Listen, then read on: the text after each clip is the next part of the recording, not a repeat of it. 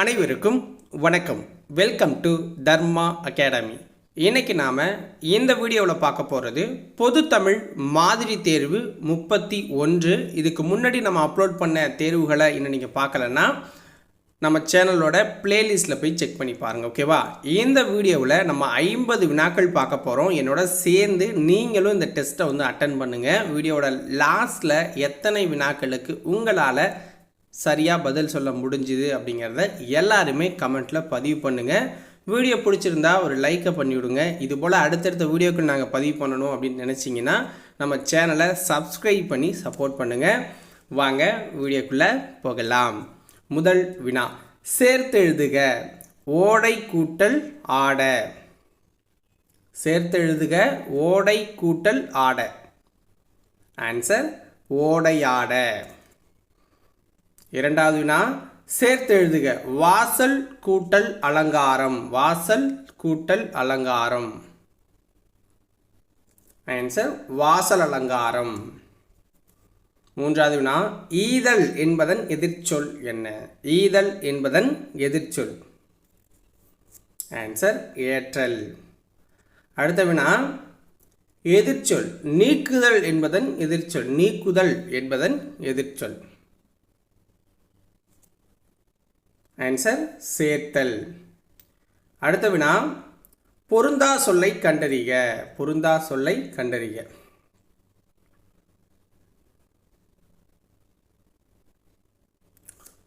So பொருந்தா சொல் அப்படின்னா வியத்தல், வாழ்க்கை, ஆளல், பாடியவள். ஸோ இதெல்லாமே இருக்குது. இதில் பொருந்தாதது அப்படின்னா பாடியவள் அப்படிங்கிறது பொருந்தா சொல். அடுத்த வினா, 6 பொருந்தா சொல்லை கண்டறிக. இதில் பாருங்கள், அன்பு, பஞ்சு, மண்டு இதெல்லாமே ஒரு மாதிரியாக இருக்கும். இந்த அது அப்படிங்கிறது பொருந்தாமல் இருக்குது. அடுத்த வினா 7 பொருந்தா சொல்லை கண்டறிக. பூவின் நிலையை குறிக்காத ஒரு சொல்லை தேர்ந்தெடு. கீழே கொடுத்துருக்கிறதுல பூவின் நிலையை குறிக்காத ஒரு சொல். அரும்பு, வி, போது எல்லாமே பூவில் ஒவ்வொரு நிலையை குறிக்கிற சொல் தான். கொழுந்து அப்படிங்கிறது பூவோட நிலையில் வராது. 8 சந்திப்பிழையை சரிபார்த்து எழுதுக. சந்திப்பிழையை சரிபார்த்து எழுதுக. ஸோ கரெக்டாக இருக்க பாருங்க. சிற்பக்கலை கூடமாக. ஸோ அப்போ இந்த இடத்துல இக்கு அது வரணும். ஸோ இங்கே இல்லையா? ஸோ அப்போ இதில் இல்லை, இதில் இல்லை. ஸோ சிலையும் டிலையும் இருக்குதா? அடுத்து பாருங்கள், கூடாரமாக திகழ்கிறது. ஸோ இங்கே இத்து. ஸோ அப்போ ஆப்ஷன் சி தான் சரியாக இருக்குது. அடுத்த வினா, மரபு பிழையற்றதை எடுத்து எழுதுக. மரபு பிழையற்றதை எடுத்து எழுதுக. தென்னந்தோப்பு, தென்னந்தோட்டம், தென்னை வயல், தென்னங்காடு.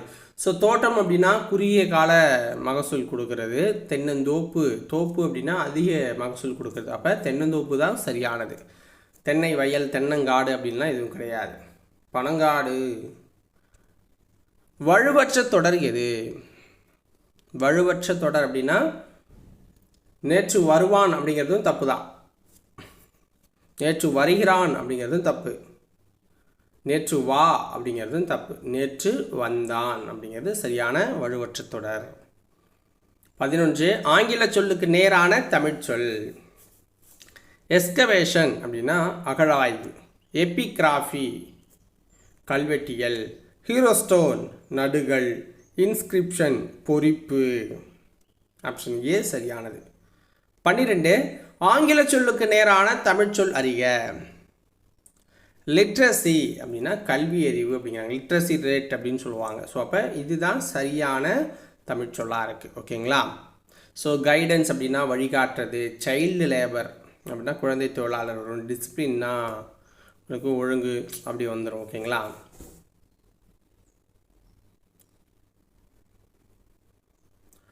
13 ஒளி மற்றும் பொருள் வேறுபாடு அறிந்து சரியான பொருளை எழுதுக. என் வீட்டு தோட்டத்தில் மலர்கள் அப்படின்னு இந்த லேப் போட்டிருக்காங்க. அப்போ அது தப்பு. என் வீட்டு தோட்டத்தில் மலர்கள் மனம் வீசின அப்படிங்கிற ஒரு தொடர் சரியாக இருக்குது. ஸோ அந்த இடத்துல இன்னொரு மனம் 2 சுழினா போட்டிருக்கிறதால தப்பு, ஓகேங்களா? இந்த வீசின அப்படிங்கிற வார்த்தையும் தவறாக இருக்குது. அப்போ ஆப்ஷன் பி மட்டும்தான் இதில் சரியானது. ஒலி வேறுபாடு அறிந்து சரியான பொருளை கண்டறிக. பறவை பறவை, இதில் சரியானது அப்படின்னா இந்த பறவை அப்படிங்கிறது கடல் அப்படின்னு குறிக்கும். ஓகேங்களா, சின்ன ரகர வேறுபாடில். இந்த பறவை புல் அப்படிங்கிற ஒரு பெயரையும் குறிக்கும். ஓகேங்களா. 15 கொடுக்கப்பட்ட வேர்ச்சொல்லின் விளையானலையும் பெயரை கண்டறி. கொடுக்கப்பட்ட வேர்ச்சொல்லின் விளையானலையும் பெயரை கண்டறிங்கிறாங்க. கொடு, இதோட வினையாளனையும் பெயர் வந்து கொடுத்தோர் அப்படின்னு வரும். 16 சரியான அகர வரிசையை எழுதுக. சரியான அகர வரிசையை எழுதுக. சரம், சாட்சி, செம்மை, சொம்பு. அடுத்ததும் அகர வரிசை தான். ஸோ நீங்கள் ஆன்சர் பண்ணுங்கள் பார்க்கும். இதுக்கு நான் ஆன்சர் லேட்டாக சொல்கிறேன். ஸோ இதில் எப்படி வரும்? காவரிசையில் ஃபஸ்ட்டு கரம், காட்சி, குருவி, கோட்டை அப்படின்னு வரும். அடுத்து பாருங்கள், அகர வரிசைப்படி சொற்களை சீர் செய்க. இவங்க ஒரு வாக்கியம் கொடுத்துருக்காங்க. அண்ணன் தம்பி, தாய் வீசுதென்றல், சிங்காந்தல், கொள்களிரு அப்படின்னு கொடுத்துருக்காங்க. ஃபஸ்ட்டு ஆ அப்படிங்கிறது வரணும், அண்ணன். அடுத்தது தம்பி, அண்ணன் தம்பி, தாய் சேய், வீசுதென்றல், சிங்காந்தல், கொள்களிரு அப்படிங்கிறது சரியானது. சொற்களை ஒழுங்குபடுத்தி சொற்றொடராக்குக. பாருங்கள், ஞாயிறு உதிக்கின்ற திசைக்கு பெயர் கிழக்கு. ஞாயிறு உதிக்கின்ற திசைக்கு பெயர் கிழக்கு, அதாவது சூரியன் உதிக்கின்ற திசைக்கு பெயர் கிழக்குங்கிறாங்களா? சரியானது தான். கிழக்கு திசைக்கு பெயர் உதிக்கின்ற ஞாயிறு. ஸோ இது தப்பான வாக்கியமாக இருக்குது. உதிக்கின்ற கிழக்கு திசை, இதுவும் தப்பு. ஞாயிறு உதிக்கின்ற பெயர் கிழக்கு திசைங்கிறாங்க, அதுவும் தவறாக இருக்குது. ஸோ ஃபஸ்ட்டு இது வந்து சரியானது. சொற்களை ஒழுங்குபடுத்தி சொற்றொடராக்குக. உலகம் தமிழ்மொழி வாழட்டும் உள்ள வரையிலும், இது தப்பான சொற்றொடராக இருக்குது. ஒரு ஃபுல்லாக இல்லை. உலகம் வாழட்டும் உள்ள வரையிலும், இதுவும் ஃபுல்ஃபில்லாக இல்லை. உலகம் உள்ள வரையிலும் தமிழ் மொழி வாழட்டும் அப்படிங்கிறாங்க. அப்போ இது ஃபுல்ஃபில்லாக கரெக்டாக இருக்குது. ஓகேவா, ஆப்ஷன் சி சரியானது. 21 கடைக்கு போவாயா என்னும் வினாவிற்குரிய விடை என்ன? கடைக்கு போவாயா அப்படிங்கிற வினாவிற்குரிய விடைகளை பொறுத்துகங்கிறாங்க. ஸோ நம்ம பொறுத்துவோமா? ஃபஸ்ட்டு பாருங்கள், உற்றது உரைத்தல் விடை அப்படின்னா என்ன? கடைக்கு போறியான்னு கேட்குறாங்க. இது உற்றது உரைத்தல் விடையாக இருந்தால் எப்படி சொல்லணும் அப்படின்னா, கால் வலிக்குது அப்படின்னு சொல்லலாம். மறை விடையாக இருந்தால் எப்படி சொல்லுவாங்க அப்படின்னா, போக மாட்டேன் அப்படின்னு சொல்லுவாங்க. நேர் விடையாக இருந்தால் என்ன சொல்லுவாங்க? நீயே போய்க்க அப்படிங்கிறது தான், நீயே செல் அப்படிங்கிறது தான். ஏவல் விடையாக இருந்தால் என்ன சொல்லுவாங்க? நேர் விடையாக இருந்தால் போவேன் அப்படின்னு சொல்லுவாங்க. ஏவல் விடையாக இருந்தால் நீயே செல் அப்படின்னு சொல்லுவாங்க. ஓகேவா. இரு வினைகளின் பொருள் வேறுபாடு அறிதல். சரியான தொடரை தேர்ந்தது. விரிந்து உரித்து. காற்று வீசியது, பூக்கள் விழுந்தன, மயில் விரித்தது. இது தப்பாக இருக்குது. மழை காற்று வீசியதால் பூவின் இதழ்கள் விரிந்தன, மயில் தொகையை விரித்ததுங்கிறது. ஸோ இந்த சொற்றொடர் கரெக்டாக இருக்குது. ஓகேவா. ஸோ அடுத்தது 23 அத்தி பூத்தார் போல உவமை கூறும் பொருள் என்ன? அத்தி பூத்தார் போல உவமை கூறும் பொருள் என்ன? ஆன்சர் அரிய நிகழ்வு. 24 மலரும் மனமும் போல உவமை கூறும் பொருள் என்ன? மலரும் மனமும் போல உவமை கூறும் பொருள் ஒற்றுமை அப்படின்னு வரும். மலரும் மனமும் போல ஒற்றுமை அப்படிங்கிற பொருளை தரும். கீழே இருக்க ஆப்ஷன் டியா இருக்கு. 25 சூப்பர் கம்ப்யூட்டர் என்பதன் கலைச்சொல் என்ன? சூப்பர் கம்ப்யூட்டர் என்பதன் கலைச்சொல் மீத்திறன் கணினி. 26 ஆன்டி கிளாக்வைஸ் என்பதன் கலைச்சொல் என்ன? ஆன்டி கிளாக்வைஸ் என்பதன் கலைச்சொல் ஆன்சர் இடஞ்சுழி. அடுத்த வினா நிறுத்தற்குறிகள் அறிதல். பாவை அண்ணனை பார்த்து அண்ணா எனக்கு ஒரு உதவி செய்வாயா என்று கேட்டால், இது கான்செப்ட். இதுக்கு சரியான நிறுத்தற்குறியை நம்ம வந்து இடுவோமா? ஃபஸ்ட்டு பாருங்கள், பாவை அண்ணனை பார்த்து அப்படின்னு கொடுத்துருக்காங்க. இந்த இடத்துல வந்து ஒரு கார்புள்ளி பயன்படுத்தணும். ஓகேங்களா, ஏன்னா அதோட முடியுது. அடுத்த ஒரு லைன் வருதுங்கிறப்ப நமக்கு தெரியுது. ஓகேங்களா, இப்போ என்ன சொல்கிறாங்கன்னா, அண்ணா எனக்கு ஒரு உதவி செய்வாயா அப்படின்னு கேட்குறாங்க. அப்போ இங்கே இரட்டை மேற்கோள் குறி வந்து பயன்படுத்துகிறாங்க. ஓகேங்களா, அண்ணா அப்படிங்கிறதா இரட்டை மேற்கோள் குறி பயன்படுத்தி உதவி செய்வாயா அப்படின்னு கேள்வி தான் கேட்குறாங்க. இங்கே கேள்வி இதில் கேட்கலை, கேள்விக்குறி இல்லை. அப்போ அது தப்பு. இங்கே ஒரு கேள்விக்குறி இருக்குது, இதுலேயும் கேள்விக்குறி இல்லை. அப்போ இதுவும் தப்பு. புரியுதுங்களா? அப்போ இந்த ரெண்டு தான் சரி. இந்த அண்ணா எனக்கு ஒரு உதவி செய்வாயா அப்படிங்கிறதுல இந்த அண்ணாட்டியே கேள்விக்குறி போட்டாங்க. அப்போ அதுவும் தப்பு. அப்போ எது சரியானது? ஆப்ஷன் சி மட்டும்தான் சரியானது. நிறுத்தற்குறி அறிக. சரியான நிறுத்தற்குறியிட்ட தொடரை தேர்ந்தெடுங்கிறாங்க. உங்கள் தந்தையும் அரசரா என்றால் கயல். இது ஒரு வாக்கியமா? இதில் எப்படி கரெக்டாக பயன்படுத்தணும்னா, உங்கள் தந்தையும் அரசரா அப்படிங்கிறது கேட்குறாங்க. அப்போ ஒருத்தர் பற்றி கேட்குறாங்க அப்படின்னாலே இரட்டை மேற்கோள் பயன்படுத்தணும். ஓகேங்களா? அப்போ 2 மேற்கோள் குறி இருக்குது. இந்த இடத்துல இன்னொரு மேற்கோள் குறி போட்டுக்கோங்க. ஓகேங்களா? ஸோ அப்போ உங்கள் தந்தையும் அரசரா அப்படிங்கிறது கேள்வியாக கேட்குறதால ஒரு கேள்விக்குறி பயன்படுத்துகிறோம். ஓகேங்களா? என்றால் கயல், ஒரு ஃபுல் ஸ்டாப். அப்போ இதுதான் சரியானது. ஆப்ஷன் பி சரியானது. பேச்சு வழக்கு, எழுத்து வழக்கு. சரியான எழுத்து வழக்கை தேர்ந்தெடு. வரிசையாக நில், வரிசையாக நில்லு, நின்னுக்கோ, நின்னுட்டியா அப்படின்னு கேட்குறாங்க. இதில் எழுத்து வழக்கு. வரிசையாக நில் அப்படிங்கிறது எழுத்து வழக்கு. 30. பேச்சு வழக்கு தொடருக்கு இணையான எழுத்து வழக்கு தொடரினை எழுது. காலை உணவை சாப்பிட்டியா? காலை உணவை சாப்பிட்டியா? காலை உணவை சாப்பிட்டாயா அப்படிங்கிறது சரியான எழுத்து வழக்கு. 31. சரியான வினாச்சொல்லை தேர்ந்தெடு. திருக்குறளில் உள்ள குறட்பாக்கள் என்ன? வினாச்சொல் எப்படி வரணும்? எத்தனை அப்படின்னு வரும். திருக்குறளில் உள்ள குறட்பாக்கள் எத்தனை? 32. சரியான இணைப்பு சொல் அமைந்த வாக்கியத்தை கண்டறி. சரியான இணைப்பு சொல் அமைந்த வாக்கியத்தை கண்டறி. நேற்று கனமழை பெய்தது, அதனால் ஏரி குளங்கள் நிரம்பினர். ஏனெனில் அப்படிங்கிறது தப்பு. அதுபோல இருந்த போதிலும் அப்படின்னு கிடையாது. நேற்று மழை பொழியவில்லை, லைட்டாக பொழிந்தது, இருந்த போதிலும் ஏரி குளங்கள் நிறைந்தது அப்படின்னா ஓகே தான். அடுத்தது 33. சரியான மரபு தொடரை தேர்க. பாருங்க, கோழி குஞ்சுகளை பிடிக்க பூனை குட்டிகள் ஓடின. இதுதான் சரியானது. 34. தென்னிந்தியாவின் அடையாள சின்னமாக காங்கேய மாடுகள் போற்றப்படுகின்றன. இது எவ்வகை தொடர்? ஆன்சர் என்ன? இது ஒரு செய்தியாக தான் நமக்கு தெரியுது. அப்போ செய்தி தொடர். கூற்று சரியா தவறா? 35 பார்க்க போகிறோம். தமிழகத்தின் முதல் பெண் மருத்துவர் டாக்டர் முத்துலட்சுமி அம்மையார்.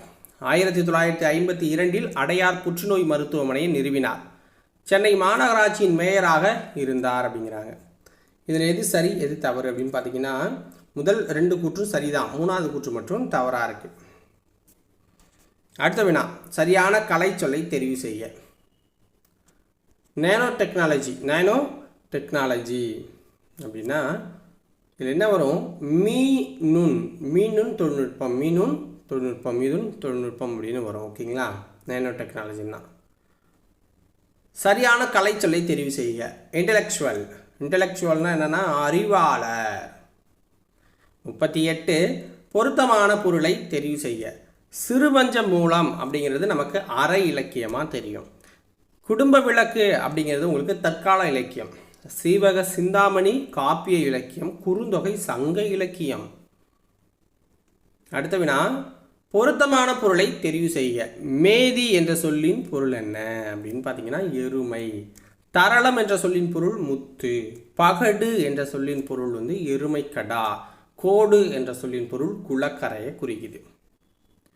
அடுத்த வினா 39 கிடையாது, 40. பிழை திருத்துக. சரியான எண்ணடை.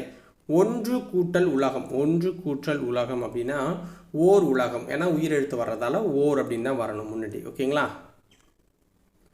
பிழை திருத்துக. சரியான எண்ணடை.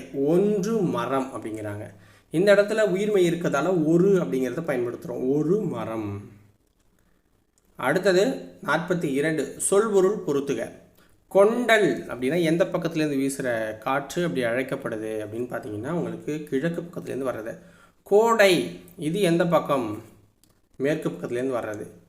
வாடை அப்படின்னா வடக்கு பக்கத்துலேருந்து வர காற்றை சொல்லுவாங்க, வாடைக்காற்று. தென்றல் தெற்கு பக்கத்துலேருந்து வீசுகிற காற்று தென்றல் காற்று. ஆப்ஷன் பி சரியானது. அடுத்தது ஒரு பாராகிராஃப் கொடுப்பாங்க, அதில் படித்து நம்ம ஆன்சர் பண்ணுற மெத்தடு பாருங்கள். தமிழர் வளர்த்த நுண்கலைகளில் ஓவியக்கலை முன்னணியில் நிற்கிறது. தமிழ்நாட்டில் சங்க காலத்திற்கு முன்னரே வரையப்பட்ட ஓவியங்களை கண்ணெழுத்து என்று வழங்கியுள்ளனர். தமிழ் இலக்கியங்களில் எழுத்து என்பதற்கு ஓவியம் என பொருள். இதனை பரிபாடல் குறுந்தொகை அடிகள் தெளிவுபடுத்துது. பழங்கால மக்கள் சித்திர எழுத்துக்களால் கருத்துக்களை புலப்படுத்தினர். அவை மொழி குறியீடுகளாக வளர்ந்துள்ளது. நேர்கோடு, கோணக்கோடு, வளைகோடு முதலியவற்றை கொண்டு வரையப்பட்டவை கோட்டோவியங்கள் அப்படின்னு சொல்லப்படுது. இதிலிருந்து வினாக்கள் கேட்கட்டுமா? எழுத்து என்பதன் பொருள் யாது? எழுத்து என்பதன் பொருள் யாது அப்படின்னா ஓவியம். கீழ்கண்டவற்றில் நுண்கலை அல்லாதது அறிவியல் மட்டும்தான். ஓவியம், இசையெல்லாம் நுண்கலைகளில் வரும், சிற்பக்கலையும்.